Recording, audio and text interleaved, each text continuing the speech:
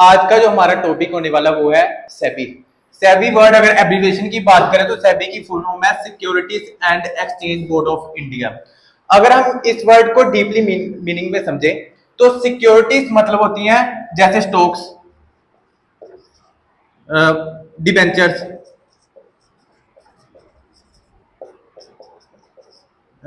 Sorry bonds. अगर हम इसके डीप मीनिंग में जाएं, सिक्योरिटीज वो होती हैं जो हमें किसी ना किसी टाइम हेल्प करती हैं। एग्जाम्पल से अगर हम समझे, अगर आपके पास शेयर्स पड़े हैं या बॉन्ड्स पड़े हैं, मान लो कभी आपको जरूरत पड़ जाती है, कोई इमरजेंसी पड़ जाती है या किसी भी तरह की कोई भी प्रॉब्लम आ जाती है, अगर आपके पास ये चीजें पड़ी हैं तो आप उनकी हेल्प से अपने आप को उस टाइम बचा सकते हैं। तो अगर मेन सेबी की हम बात करें, जैसे अगर हम बाजार में कोई चीज लेने जाते हैं, अगर कपड़े के बाजार में जा रहे हैं, वहां पे क्या होता है, कपड़े का लेन देन, बाय सेलिंग। और जो सेबी है, securities and Exchange Board of India, वो है सिक्योरिटीज की मार्केटिंग। यहाँ पे सिक्योरिटीज बाय और सेल होती है। सिक्योरिटीज मैंने आपको बता दिया, स्टॉक्स, डिबेंचर, बॉन्ड्स। यहाँ पे सिक्योरिटीज की बाय और सेलिंग होती है, उसको हम कहते हैं सेबी। अगर हम इसके डीप मीनिंग में हो जाए, एक्सचेंज बोर्ड हमें पता कौन सा एक्सचेंज कौन से होते हैं। अगर हम इंडिया में बात कर लें तो वो एक्सचेंज है एनएससी, बीएससी, मतलब कि जो कंट्रोल भी है, चाहे एक्सचेंज की बात करें चाहे हम सिक्योरिटीज की बात करें, जो भी कंट्रोल हो रहा है वो सेबी के अंडर हो रहा है। सेबी एक रेगुलेटरी बॉडी है जो सारी सिक्योरिटीज को रेगुलेट कर रही है। आगे हम बात करेंगे सेबी की जरूरत क्यों पड़ी। जैसे हम बात करें, कोई राहुल नाम का लड़का है, उसके पास है 10 लाख। अब वो क्या करेगा, उसके पास 10 लाख है, उसने क्या बाय करना है, शेयर्स। शेयर्स बाय करने हैं, वो कहां पे जाएगा, संदीप लिमिटेड के पास गया, उसको दिए 10 लाख रुपए कि मेरे को क्या दे दे, शेयर्स। अभी कोई अमाउंट पे करेगा, शेयर्स बाय करेगा, तो उसकी क्या क्या जरूरतें होगी। एक तो डिविडेंड मिले, एजीएम की कॉल मिले।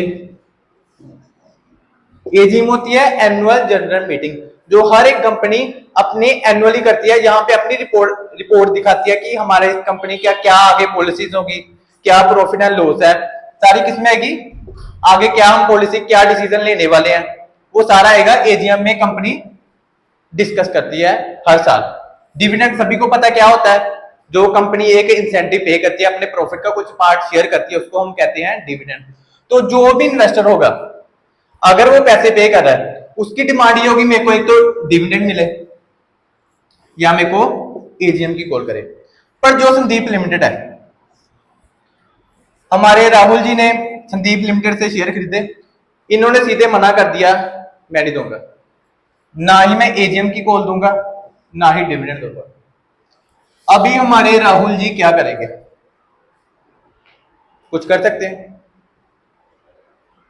तो ऐसी कोई भी सिचुएशन जैसे राहुल के साथ है ये और किसी के साथ ना आए, तो गवर्नमेंट ने क्या बना दिया, सेबी। पहले क्या होता था, अगर कोई भी इन्वेस्टर किसी के साथ फ्रॉड हो जाता था, वो कंप्लेंट नहीं कर सकता था, ना ही किसी चीज की क्लेम कर सकता था कि मेरे को ये आई है प्रॉब्लम, मेरे को इसका क्लेम चाहिए। क्यों, पहले कोई रेगुलेटरी बॉडी नहीं थी, कोई उसको देखने वाला नहीं था कि मार्केट में क्या हो रहा है। क्या करते थे लोग, शेयर दे दिया, नहीं मिले तो क्या कर लेंगे, किससे पूछ के खरीदे आपने। एक्सचेंज ने क्या बोल दिया कि ये कंपनीज यहाँ पे लिस्ट हो गई है, अब आपकी जिम्मेवारी है, आपने सोच समझ के इन्वेस्टमेंट करनी है। तो ऐसे बहुत से, जैसे राहुल जी के साथ हुआ, वैसे बहुत से लोगों के साथ होना शुरू हो गया। तो गवर्नमेंट ने क्या किया, एक अथॉरिटी निकाल दी, किसके लिए, कि जो राहुल जी के साथ हुआ वो आगे किसी के साथ ना हो। गवर्नमेंट ने निकाल दी SEBI, Securities and Exchange Board of India, जो आया 1988 में। पर जब ये आया, सरकार ने इसको फुल पावर नहीं दी। उसका मेन रीजन ये उसका मेन रीजन ये था कि कोई भी बॉडी आगे तानाशाही ना करे। तानाशाही का मतलब सभी को पता है कि आगे ये ना करे कि मैं ही सब कुछ हूं। तो 1988 में इसको गवर्नमेंट ने लॉन्च किया, पर जो इसको लीगली जो एक्ट बना इसका वो बना 1992 में, जब इसको फुल पावर दे देगी। जब 1988 में आया तो गवर्नमेंट ने पहले इसको चेक करने के लिए लॉन्च किया कि इसका कोई भी इन्वेस्टर के ऊपर कोई भी प्रभाव पड़ता है, कोई इंप्रेशन पड़ता है, कैसे काम करती है ये। जब ये काम करने लगी तो 1992 में बन गया इसका एक्ट। एक्ट में बता दी गया कि क्या क्या सेबी की पावर्स होंगी, तो ये क्या क्या काम करेगी। तो ये 1992 में बनी स्टैचुरी बॉडी। स्टैचुरी बॉडी क्या होती है इसको हम समझेंगे।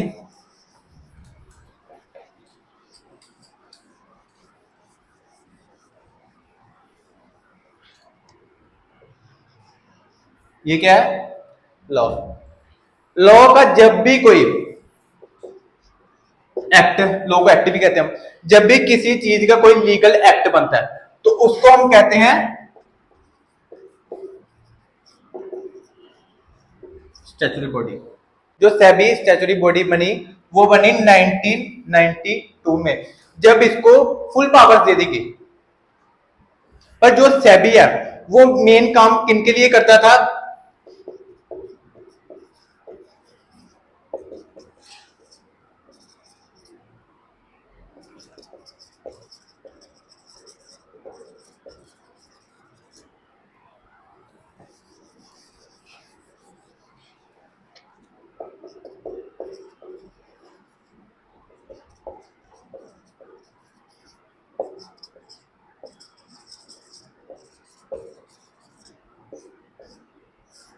इसका पहले काम क्या था कि जो इशूअर है, जैसे कोई भी कंपनी है, अगर वो स्टॉक मार्केट में लिस्ट होना चाहती है, पहले क्या करेंगे?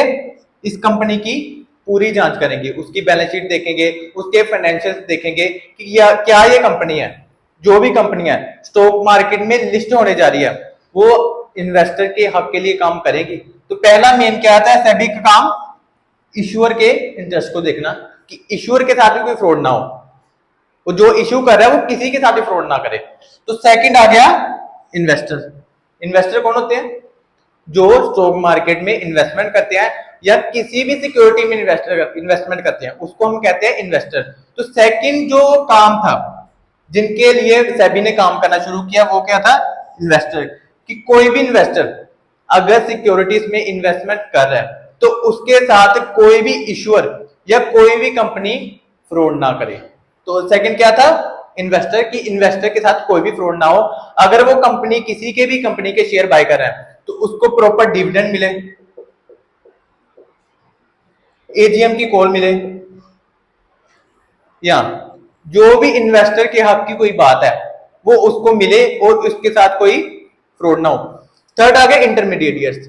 वो होते हैं इश्यूअर और इन्वेस्टर की सेंटर की बॉडी जो होती है, जैसे हो गया ब्रोकर, उनको रेगुलेट करना कि ब्रोकर जो भी काम करे हैं वो अच्छे से करे, ना तो इश्यूअर के साथ कोई फ्रॉड हो और ना ही कोई इन्वेस्टर के साथ फ्रॉड हो।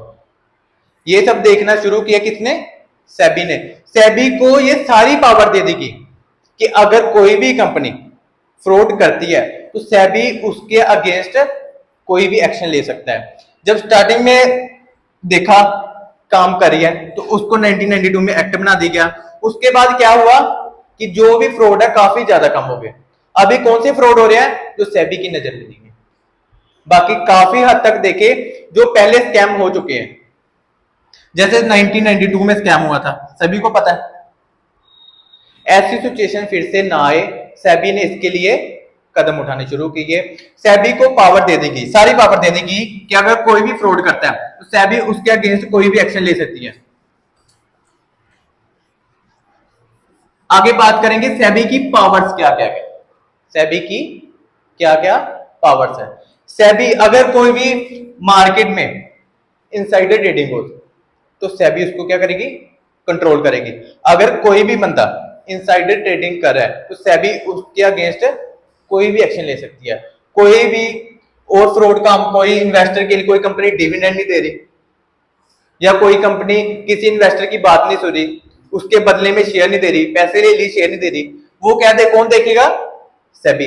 बाकी जो भी मार्केट में मैनिपुलेशन हो रही है उसको कंट्रोल करना, मैनिपुलेशन को कंट्रोल करना, बाकी जो भी काम हो रहे हैं उसको कौन कंट्रोल करेगा? सेबी। अभी हम बात करें तो सेबी बहुत बड़ी बॉडी बन गई है, जो भी आज के टाइम में अगर हम देखें तो मार्केट में फ्रॉड ना के बराबर हो रहे हैं। क्यों? सारा कंट्रोल किसके अंडर है? सेबी के अंडर। सेबी कोई भी फ्रॉड होने ही नहीं देता। अगर कोई फ्रॉड करने की कोशिश करता भी है तो उसके अगेंस्ट क्या होता है? एक्शन। तो जो आज का टॉपिक था वो था सेबी। अगर सभी को सेबी क्लियर है तो ठीक है, अगर आपको कोई भी डाउट है तो आप नीचे कमेंट में लिख सकते हैं। Thank you.